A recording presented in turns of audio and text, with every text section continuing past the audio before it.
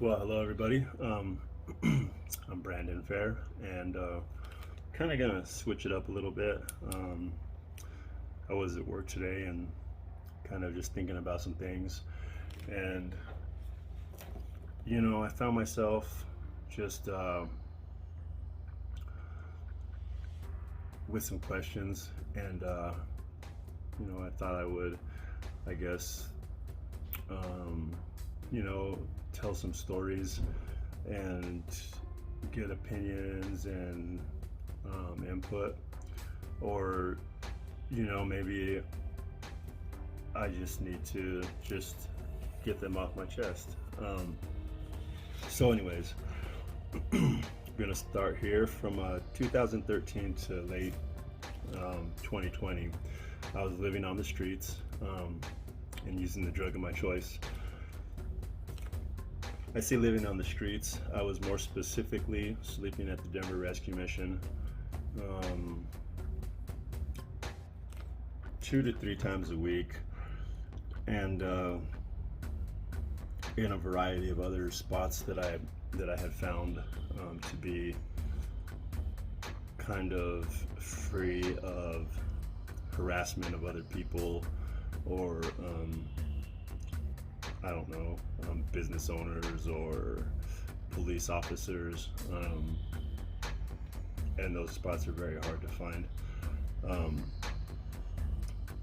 But during that period of time, I managed to find quite a few, and some of them were pretty decent.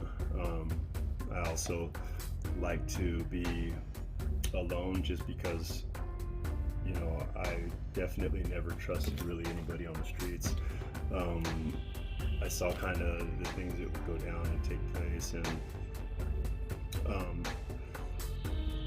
just figured I would just rather be alone, and I felt safer that way.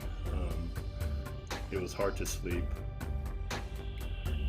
from day one, and it continued to be hard to sleep unless you were at somewhere like the Mission.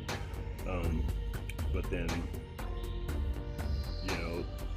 those places are kind of challenging to stay in all the time, especially when you have habits that you want to be able to go where you want to go when you want to go. I believe at the Mission you had to kind of be checked in and everything by 6 o'clock, and sometimes my plans were to do something, get high, or that's what it was most of the time, or to work on getting drugs or something, and then it was too late to stay at the shelter or something like that. So I'd kind of just end up wherever. But yeah, like I said, it was hard to sleep, and when you do fall asleep, I mean, a lot of times you've been up for days because you're afraid to go to sleep. And so when the sleep does hit you, it hits you. And so I've always felt that I would just be better and safer just by myself. And for the most part, I was.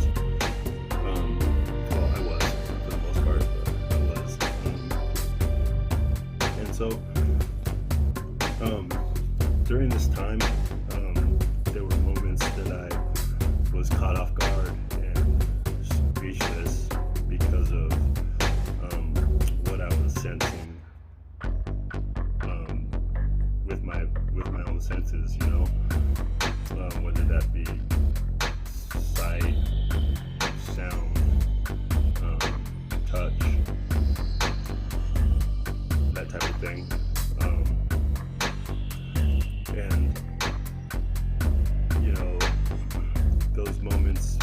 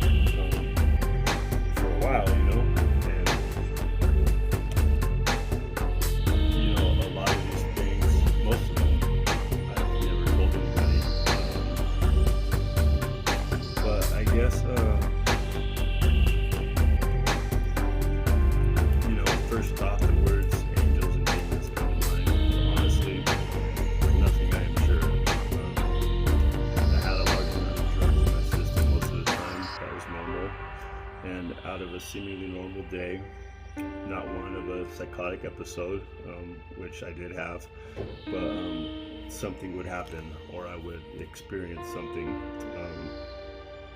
At these moments, I was never with someone who I could ask or be like, hey, do you see that, or do you smell that, or feel that type of thing. Um, Although there were moments when other people were around, and what it was so obvious. I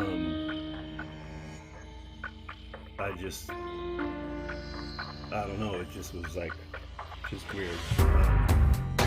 And so why am I talking about these experiences? Well, I was thinking today about my progress and achievements in the last 12 months or so, and realized I've come a long way. I'm on a path to accomplishing all that I set out to achieve. That being said, I was looking at my own state of mind, and just where I'm at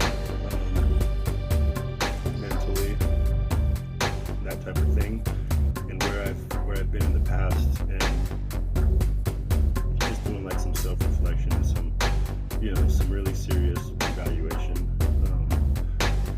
And